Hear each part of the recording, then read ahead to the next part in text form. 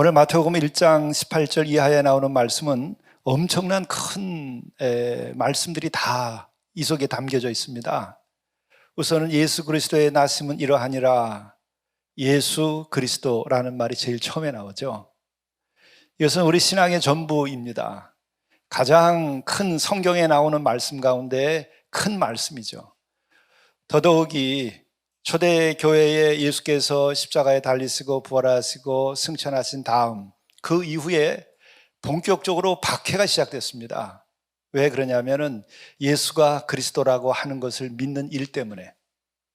그러니까 우리들이 예수님이 그리스도라고 고백하는 그 과정에서는 엄청난 피를 흘리고 박해를 당하고 예수가 그리스도가 아니라고 하는 그 엄청난 어두운 세력의 공격 아래 있었던 것이죠.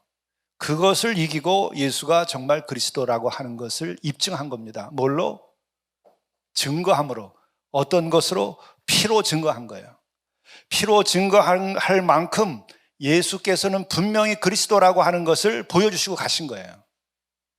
여러분, 2000년 전의 성도들이나 오늘 우리의 성도들이나 2000년 전의 사람들이나 오늘 우리 이 시대를 살고 있는 사람들이나 일상에서 가장 중요한 건 뭐겠어요? 나의 행복, 나의 성공, 그렇죠? 내가 또 가정을 이루고 오래오래 사는 것들이겠죠. 그런데 엉뚱하게 자기 자신의 행복과 성공이 아니라 예수가 그리스도라고 하는 그것 때문에 목숨을 바친다. 자기의 행복과 성공을 다 버리는 것이죠. 자기의 가정을 다 버리는 것입니다. 이 사람들이 미쳤을까요? 정말 미치지 않았으면 제대로 된 걸 본 사람들이죠.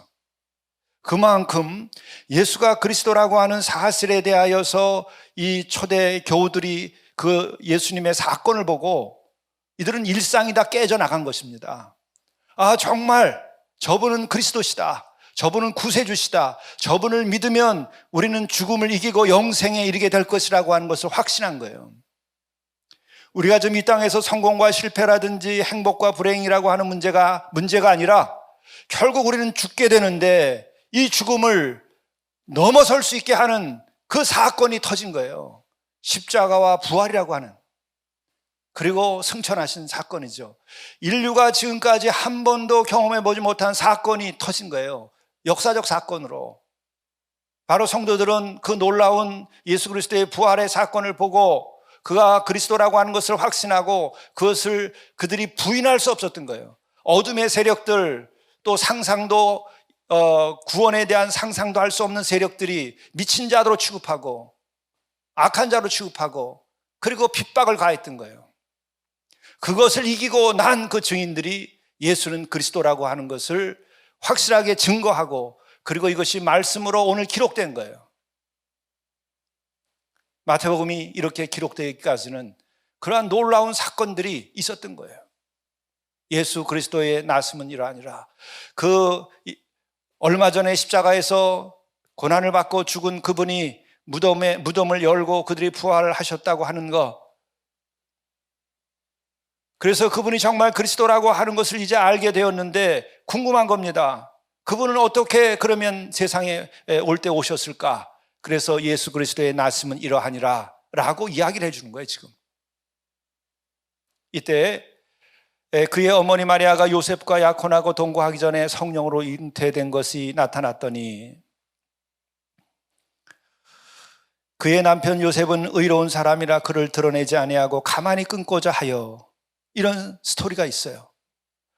근데 여기서도 지금 엄청난 말씀들이 있는데 성령으로 잉태됐다고 하는 사건과 그리고 그 남편 요셉은 의로운 사람이라고 하는 말을 하면서 의로운 사람인데 그 요셉의 입장에서는 자기의 약혼녀, 그에게 지금 변고가 일어나고 그에게 자기가 입장에서 볼 때에는 큰 허물이 지금 씌워졌는데 그것을 들을쳐내지 아니하고 가만히 끊고자 했다고 하는 거예요. 그러면서 요셉을 향하여 의로운 사람이라 이렇게 얘기하죠. 여기서도 우리가 의가 무엇인가에 대하여 말하고 있는 거예요. 의로운 사람이라고 한다면은 불의한 것들을 드러내고 고발해야 될 거 아니에요. 그 같은 사실은 요셉 자신은 확신할 거예요. 두 남녀 간의 관계를 가장 잘 아는 사람은 두 남녀들인데 요셉은 확실하게 알 겁니다. 나와는 아무런 관계가 없었다. 그럼에도 불구하고 그는 드러내지 아니했습니다. 허물을 드러내지 않았다는 거예요. 그를 가리켜 성경은 의로운 사람이라고 이렇게 말하는 거예요. 의는 도대체 뭘까? 이것에 대해서 여기에서 지금 이야기하고 있는 것이기도 합니다. 그리고 또한 아들을 낳게 될 텐데 이름을 예수라 하라. 그가 자기 백성을 그들의 죄에서 구원할 자이심이니라. 예수가 나타나는데 그 예수, 그분은 어떤 일을 하는 사람이 될 것이냐? 자기의 백성을 그들의 죄에서 구원할 것이라. 그의 백성들이 죄 가운데 있는데 죄를 졌으니까 그것을 고발하고 그것을 정죄하고 그것을 심판한다는 것이 아니라 죄 가운데 있는데 그들을 구원하시겠다라는 거예요. 하나님께서 당신의 아들을 이 땅에 보낼 때에 그에게 주어진 것은 뭐냐? 세상을 이처럼 사랑하사 독생자를 주셨는데 그가 정죄하고 심판하는 것이 아니라 구원하도록 하려고 했다는 거예요. 분명히 우리들이 알아야 돼요. 예수는 이 땅에 왜 오셨는가? 예수는 이 땅에 왜 오셨는가? 죄악 가운데 빠져 살아가는 그 사람들을 구원하러 오셨다는 거예요. 세상이 어떤데 세상은 예나 지금이나 죄 가운데 있는 거예요. 그 죄 가운데 있는 이들을 심판하고 고발하려고 하는 것이 아니라 정죄하려고 하는 것이 아니라 구원하려고 하는 것이죠. 정죄하는 거 여러분 쉬운 일이에요. 정죄하는 거 못할 사람 어디 있습니까? 여러분 가운데 정죄할 수 있는 능력이 없는 사람 누가 있나요? 우리는 마치 정죄하는 것이 어려운 일을 행하는 것처럼 얘기해요. 누군가를 비판하는 것을 대단히 큰 일을 하는 것처럼 생각해요. 그런가요? 안 그런가요? 그까짓 건 누가 못합니까? 근데 뭘 그렇게 비판하고 고발하는 것을 영웅적인 것처럼 생각하고 있는가? 어둠 속에 있어서 그렇죠. 어둠 속에 있어서 그렇죠. 우리의 주 예수 그리스도 길이요 진리요 생명이 있고 우리를 위하여 오신 분은 죄가 없지만 그 죄를 고발하는 것이 아니라 죄를 씻기고 죄에서 구원하려고 모든 것을 바치신 거죠. 그리스도인이 가야 할 길이 그거고 가장 우리에게 있어서 어려운 길이 그거예요. 가장 거룩한 길도 그거예요. 다른 길로 가지 마세요.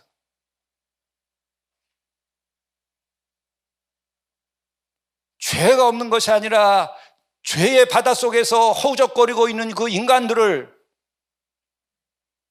정죄하려 함이 아니라 구원하려고 왔다는 거예요. 그리고 또한 예수께서는 관련된 말씀을 오늘 하면서 보라 처녀가 잉태하여 아들을 낳을 것이요 그의 이름은 임마누엘이라 하리라 하였으니 이를 번역한즉 임마누엘이라고 하는 것은 뭐냐? 하나님이 우리와 함께 계시다. God with us. 하나님께서 우리와 함께 하시다. 이게 구원이에요. 그러니까 오늘 지금 이 짧은 마태복음 1장에 나오는 이 몇 마디의 말씀들이 어마어마하게 큰 개념들을 가지고 있는 거예요. 엄청난 가르침이 있는 것이고 놀라운 말씀인 거예요. 하나님이 우리와 함께 하신다. 임마누엘, God with us라고 하는 것은 뭔가요? 하나님의 의가 우리와 함께한다. 하나님께서 우리를 구원하신다. 하나님께서 우리를 의롭게 하실 수 있다. 하나님께서 우리를 지키신다 하는 거예요. 그 하나님을 우리는 예수 그리스도를 통해서 보는 거예요. 오늘 이 마태복음 1장에 나오는 이 말씀, 이 몇 줄 안 되는 것인데 이렇게 대단한 것이 지금 들어있는 거예요. 그런데 이 말씀 가운데 오늘 우리가 이제 3월을 맞이하게 되고 3월을 맞이하게 되면 3.1절도 있고 여러 가지 민족적으로도 큰 일들이 있어서 제가 오늘 이 말씀에 남편 요셉은 의로운 사람이라 해서 이제 의롭다고 하는 것이 어떤 건지 한번 좀 말씀을 좀 나눠봤으면 하는 생각입니다. 이 의라고 하는 것, 하나님의 의, 이것은 성경을 전체로 꿰뚫는 굉장히 중요한 개념이에요. 우리가 이 개념을 제대로 알아야 우리가 성경 전체를 알고 뿐만 아니라 그것은 하나님을 알게 되는 것이고 구원을 알게 되는 거예요. 우선은 우리가 성경을 배우고 신앙생활할 때 제일 먼저 알아야 될 게 뭘까요? 그건 하나님을 아는 거죠. 그죠? 성삼위 하나님, 특별히 하나님을 아는 거예요. 하나님은 어떤 분이신가? 이걸 알아야 돼. 하나님은 어떤 분이신가요? 하나님은 의로운 분이시다는 거예요. 하나님의 의, 그것은 하나님의 속성을 말하는 거죠. 하나님은 의로우신 분이다. 그러면 그 하나님의 의라고 하는 것은 어떤 것일까? 사람의 의, 어떤 사회학적인 면에서의 의, 법률적인 의와는 어떤 차이가 있을까요?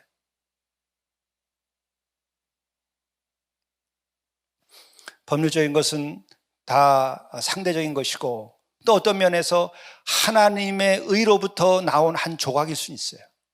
그러나 그 의 자체는 하나님 그 자신이에요.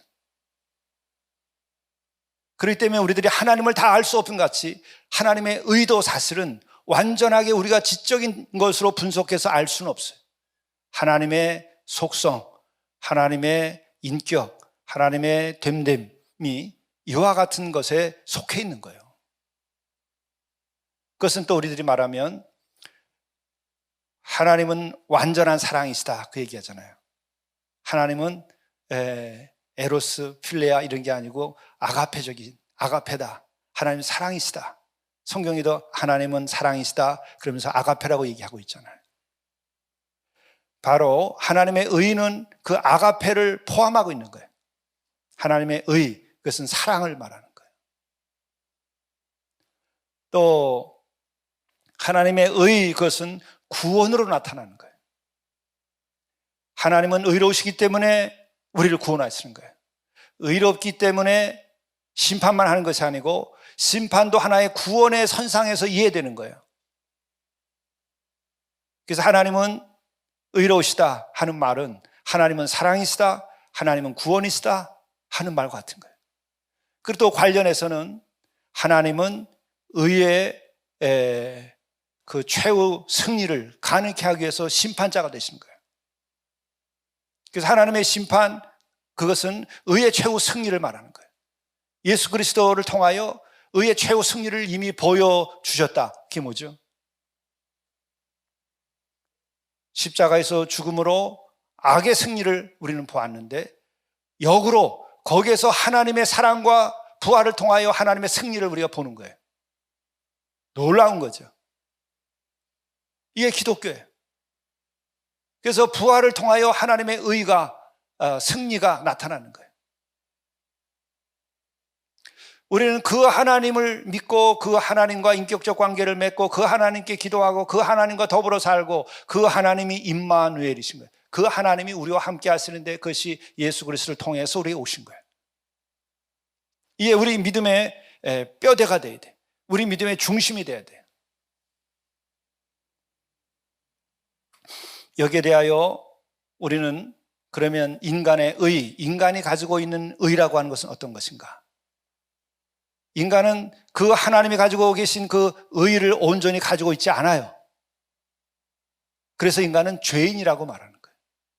인간의 의는 스스로 주장하고 싶지만 우리가 자기 자신을 정말 더 생각하면 생각할수록 의롭지 아니하다는 것을 발견하는 거예요. 그래서 인간의 의는 결국은 죄라고 하는 것으로 귀결되는 거예요. 참 저 사람은 의로운 사람이다. 그러면 어떻게 해요? 아, 저 사람은 정말 죄인인 줄 아는 사람이로구나와 통하는 거예요. 여러분 죄인인 줄 아세요? 여러분 의로운 사람이에요. 여러분이 의로운 사람이기를 원해요? 그러면 정말 여러분이 죄인인 것을 알아야 돼요. 그 어떻게 알죠? 하나님의 의를 알 때에 우리가 죄인인 줄 알게 되는 거예요. 하나님의 의를 알 때에 우리가 인간의 의를 알게 되는데 인간의 의를 깨닫는 순간 인간은 죄인 어둠 가운데 있다는 걸 아는 거예요. 그래서 인간은 하나님 앞에 겸손하게 되는 것이고 그래서 우리는 예수 그리스도를 통하여 구원을 요청하는 거예요. 하나님과의 단절은 무엇을 가져오죠? 내가 곧 하나님이다. 내가 곧 하나님이라고 하는 행세를 하기 시작하는 거예요. 그래서 하는 일이 뭐죠? 고발, 심판, 정죄. 그것은 죄악된 내가 하나님 노릇하는 행위가 똑같은 거예요. 그것이 지금 이 사회에 만연되어 있습니다. 그것이 더 극성을 부리면 부릴수록 세상은 더 고통스러워져요. 부가 늘어난다고 해서 우리가 고통이 사라지지 아니합니다. 우리가 더 편리하게 산다고 해서 우리들의 삶이 더 행복하고 여유롭게 되지 않습니다. 무엇이 없어져야 되는가? 인간 스스로가 남을 정죄하고 스스로가 교만하여서 하나님의 자리에 앉는 그 우상의 영적 우상에서 벗어나야만 인간에게는 평화가 오고 편리함이 오는 거예요. 그럼 우리 일상의 삶에서도 마찬가지예요. 아주 지독한 가부장적인 그런 가정에서는 아버지가 곧 하나님이야. 그럼 그 집안이 편안할까요? 행복할까요? 즐거울까요? 웃음이 있을까요? 웃음이 사라져요. 그 가정이 고통스러워요. 행복이 없어요. 혹 질서는 있을지 모르겠어요. 그러나 그것은 견딜 수 없는 독재와 같은 일들이 벌어지는 거죠. 이것이 우리 사회에서도 그대로 역사적으로 나타났어요. 모든 독재자들의 공통점은 뭐죠? 짐이 곧 법이에요. 짐이 곧 국가예요. 짐이 곧 God, 하나님이에요. 바로 왕이 그랬고, 모든 역사에 나타나는 독재자들이 오늘도 그렇게 하고 있어요. 이 한반도 위에서도 그런 것이 일어나고 있는 거예요. 이것은 우리에게만 나타난 현상이 아니라 인간 현상이에요.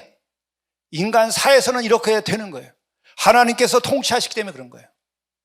하나님의 법을 어긴다면, 하나님의 의가 사라지게 되면 이와 같은 일들이 일어나는 거예요. 여러분의 마음속에서도 그것이 일어나고, 여러분의 직장에서도 그것이 일어나고, 그것이 여러분의 가정과 그리고 이 사회에서 그것이 일어나고, 또 세상의 어떤 단체, 이런 모임에서도 일어나는 거예요. 하나님은 온 세상을 섭리하고 지으셨기 때문에 온 세상은 그의 섭리에서 벗어날 수가 없어서 그러는 겁니다. 어떤 인간의 관계 속에서도 똑같은 것이 일어나게 돼 있어요. 그렇기 때문에 예수 그리스도께서 오셔서는 그것을 보여주시죠. 근데 오늘 여기도 보게 되면 남편 요셉, 의로운 사람이에요. 그러면 자기가 율법적으로나 여러 가지로 의로우니까 어떻게 해야 되겠습니까? 레위기에도 보게 되면은 간음을 하면 남녀를 쳐 죽이라고 그랬어요. 그건 아주 당시에 지금까지도 시행되는 법입니다. 그런데 이 남편 요셉은, 여기도 재밌어요. 표현이 약혼자라고 표현하지 않고 아예 남편이라고까지 이렇게 시간을 초월해서 얘기를 하는데, 의로운 사람이라 그의 허물을 드러내지 아니했다는 거예요. 왜 이랬을까? 한번 생각해 볼 필요가 있어요. 우리들의 영적 성장과 우리가 더 큰 거룩함에 이르기 위해서는 이걸 한번 생각해 볼 필요가 있습니다. 그것은 요한복음 8장을 보게 되면은 간음하다가 현장에서 잡혀온 여인이 있는데 사람들이 그를 끌어다가 예수님 앞에 데려다 놓고, 아무튼 인간이 굉장히 짓궂고 인간이 못된 구석이 있는 거죠. 글쎄 그게 정의일까요? 아무튼 데려다가 예수님 앞에다 놓고 율법에서는 이렇게 하는데 당신은 어떻게 해야 되겠소? 그렇게 얘기를 하죠. 근데 그때 예수께서 하신 말씀이 있죠. 죄가 없는 자가 먼저 돌로 쳐라. 죄가 없는 자가 먼저 돌로 쳐라. 이것이 의에 이르는 길이에요. 의에 이르는 길은 첫 번째, 자기를 성찰하라는 거예요. 돌 들기 전에 너 자신을 보라는 거예요. 율법을 시행하기 전에 그 율법을 가지고 너 자신부터 보라는 거예요. 율법을 누가 몰라? 대한민국의 법을 누가 몰라? 그 상식은 기본적으로 다 알아요. 인간이 인간답게 살고, 인간이 의롭게 살고, 인간이 진정으로 사랑하며 살려면 어떻게 해야 돼? 너 자신부터 보라는 거예요. 그것이 하나님의 의를 향하여 가는 첫 관문이다 하는 거예요. 하나님을 향하여 가는 첫 관문은 내가 하나님 앞에 서는 거예요. 하나님 앞에 서면 어떤 일이 벌어질까요? 하나님은 의로우신 분입니다. 의로운 것을 가지고 있는 것이 아니라 의 그 자체가 그분에게서 나온 거예요. 그 의로운 빛 아래 서게 되면 그 강렬한 빛 아래서 나의 불의한 것이 그림자로 나타나는 거예요. 그럴 때 주여 저는 죄인으로소이다. 주여 저를 불쌍히 여기시옵소서. 내 의가 어디서 있기는, 내가 깨끗하긴 뭐가 깨끗해요? 내가 뭐가 잘났어요? 내가 뭐 돌을 들 자격이 있어요? 주여 나를 불쌍히 여기시옵소서. 그래서 인간이 의에 이르고자 하면 하나님의 의 앞에 서는 거예요. 그로 인하여 우리는 마지막에 저는 죄인으로소이다, 하나님의 자비를 구하게 되는 거예요. 그러니까 여기서 남편 요셉은 어떤 사람이었을까? 늘 주 앞에서, 주의 의 앞에서 자기 자신을 내놓았던 사람일 것이다. 그렇죠? 하나님 앞에 늘 자기 자신을 내놓고 산 사람일 것이다 한 생각이 유추할 수 있는 거예요. 그런 생각. 그 사람이 의로운 사람이에요. 중요한 것은 내가 하나님 앞에 섰느냐 안 섰느냐가 중요한 거예요. 하나님의 의 앞에 내가 섰느냐 안 섰느냐가 중요한 거예요. 하나님의 의 앞에 내가 서게 되면 나는 의롭지 않다는 것을 발견하고 비로소 진실해져요. 비로소 하나님의 구원의 은혜 아래 서게 돼요. 비로소 내 자신이 허물에서 벗어나기 시작하게 되는 거예요. 교만이 녹아들기 시작하는 거예요. 그러므로 우리는 항상 하나님의 의 앞에 섬으로써 우리가 하나님께서 주시는 자비를 입어야 돼요. 그리고 또한 여기서 보게 되면 남편 요셉에서 의로운 사람이라고 하는데 적어도 그는 분노하지 않고 질투하지 않았고 자기의 의를 드러내지 아니한 것이죠. 이게 의로운 사람이에요. 인간으로서 의로운 사람은 자기의 의를 드러내지 아니한다, 분노하지 아니하고 질투하지 아니하는 그런 삶을 살아갈 수 있는 거예요. 그것은 왜 가능할까요?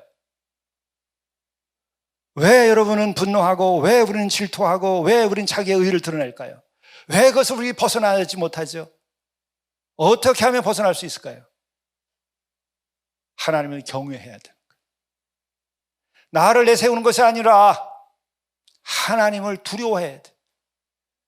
하나님의 어미로운 칼 아래 서게 되면 우리가 서늘해지면서 함부로 분노하고 질투하고 이런 짓을 하지 않게 되는 거예요. 내가 고요해져요. 인간이 스스로 고요해질 수 있을까? 쉬운 방법, 가장 좋은 방법, 어떤 면에서 유일한 방법일 수 있는데 전능하신 하나님 앞에, 절대 의이신 하나님 앞에 서서 내가 하나님을 두려워하는 거예요. 요셉에게서 이제 마지막 하나 더 발견할 수 있는 것은 그거예요. 정말 그는 하나님을 경외하고 믿었다고 하는 거예요. 그래서 순종한 거예요. 왜? 너 말고 성령께서 임하여서 마리아가 아기를 갖게 되었다.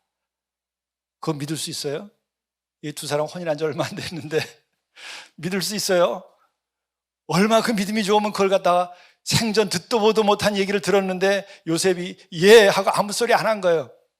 그렇죠? 요셉이 언제 그런 얘기 들어봤겠어요? 구약 성경에도 없는데. 구약 성경에도 메시아가 오신다고 그럴 때에 성령께서 잉태케 해가지고 그 아들이 그렇게 해서 태어난다고 하는 얘기가 구약에도 없어요. 그런데도 불구하고 요셉에게 성령께서 함께 하여서 잉태케 되었다고 얘기할 때에 어떻게 된 분위기길래 이 요셉은 아무 소리 안 하고 고요히 다 받아들인 거예요. 대단한 거죠. 결국 그는 이미 하나님의 의 아래에 있었던 거예요. 의로우신 하나님의 인도하심을 받았던 거예요. 그는 자기 자신이 정말 하나님을 두려워하고 죄인인 줄 알고 자기를 주장하지 아니하고 온전히 하나님과 일치된 가운데에서 그 은혜를 구하며 살아왔었던 사람임이 틀림없겠다, 이런 생각이 드는 거예요. 오늘 이 본문만 보면.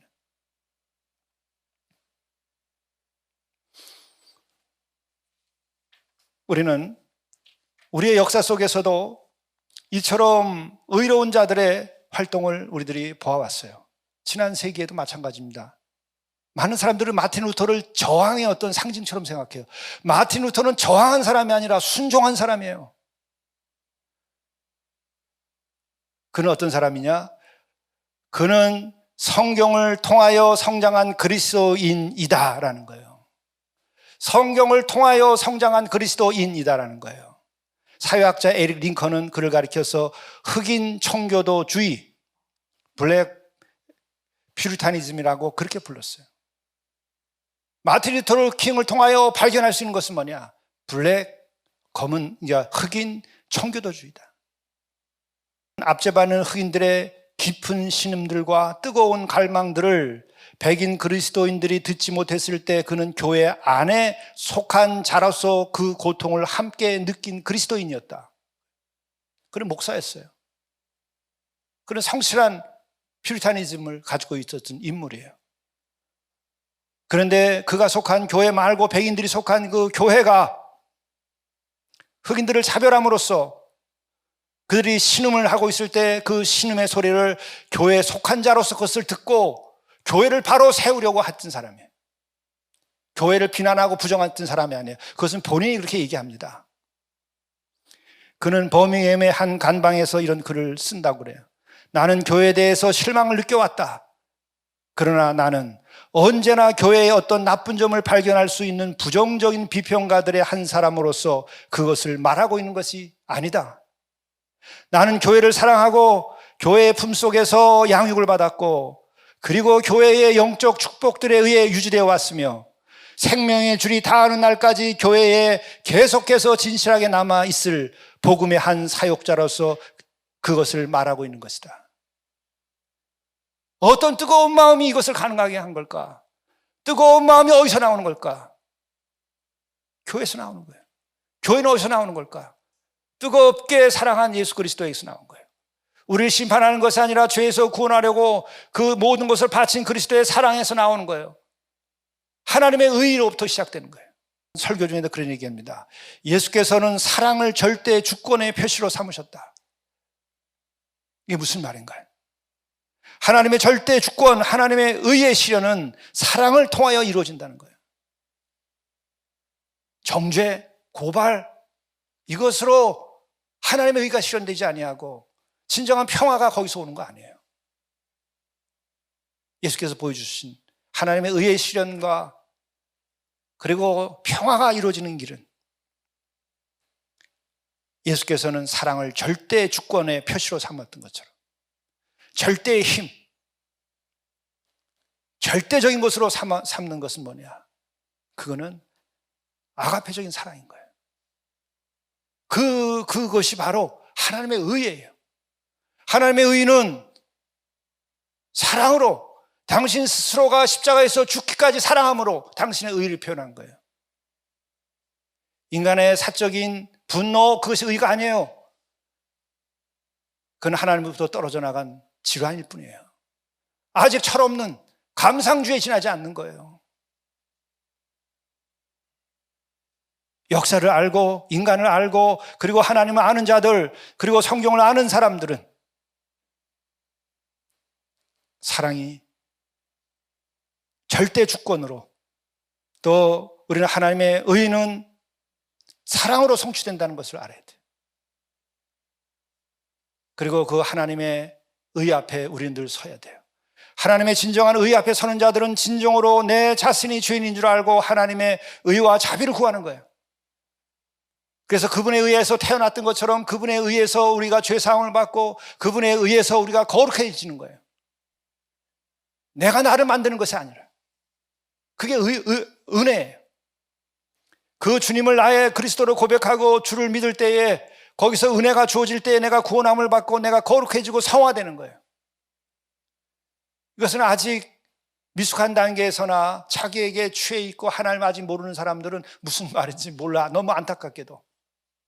성도들은 이것을 알고 그러한 하나님의 의를 구하고 내가 하나님 앞에서 늘 나를 성찰하면서 하나님의 자비를 구하면서 평화를 위하여 일해야 되는 거예요.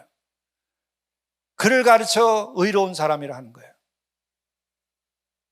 죄인이지만 하나님의 능력에 의지하여서 거룩하게 되기를 원하고 하나님의 그 능력에 의해서 하나님의 의에서 세상이 의롭게 되고 평화롭게 되기를 원하고 그래서 하나님에 대하여 절대 순종할 수 있는 힘을 가진 사람들, 그들이 의로운 사람입니다. 놀라운 은혜가 여러분들과 함께 하시기 바랍니다. 기도하겠습니다. 주의 의로운 빛 앞에 서게 하시옵소서. 그로 인하여 우리의 허물이 드러나게 하시옵소서. 그 허물로 죄 사함을 받을 수 있도록 예수 그리스도의 보혈에 씻고 예수 그리스도를 믿는 믿음으로 우리가 온전한 구원함을 입고 우리가 하나님께로부터 오시는 의를 입을 수 있도록 인도하여 주옵소서. 그리하여 하나님의 의를 증거하고 하나님의 의의 최후의 승리를 믿게 하시고 그리하여서 우리가 항상 정죄하는 것이 아니라 모든 것은 하나님께 맡기며 우리가 해야 할 사랑을 실천하고 우리가 해야 할 용서를 우리가 감행하고 우리가 이루어야 할 평화를 우리가 이루어야 할 양보를 양보하게 하시고 그로 인하여 오직 주의 영광이 드러나며 이 땅에 진정한 평화가 임할 수 있도록 인도하여 주옵소서. 예수 그리스도의 그 사랑과 그 부활의 영광이 이 땅에 충만케 되도록 인도해 주시고 이로 인해서 이 백성들이 구원함을 입고 하나님의 거룩한 백성들이 될 수 있도록 인도하여 주옵소서. 우리 구주 예수 그리스도의 이름으로 간절히 기도드리옵나이다. 아멘.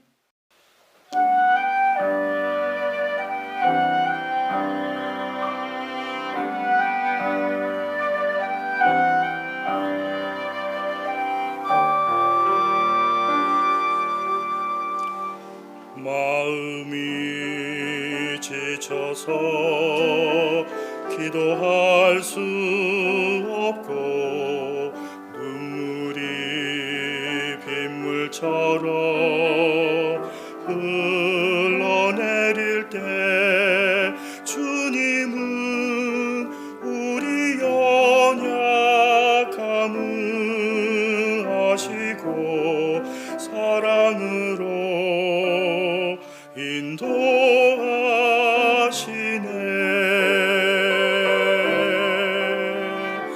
누군가 널 위하여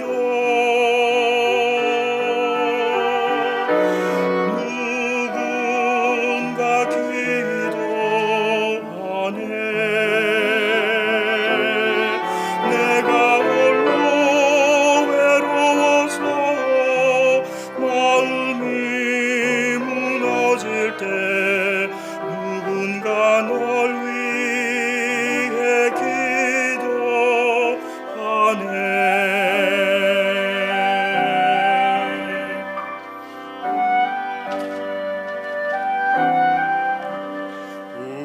우리의 마음이 지쳐 있을 때에 갈보리 십자가를 기억합니다. 주님은 우리 외로움을 아시고 우리 맘에 기쁨 주시리.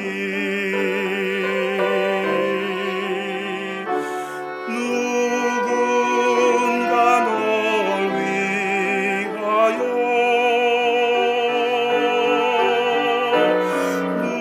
누군가 기도하네.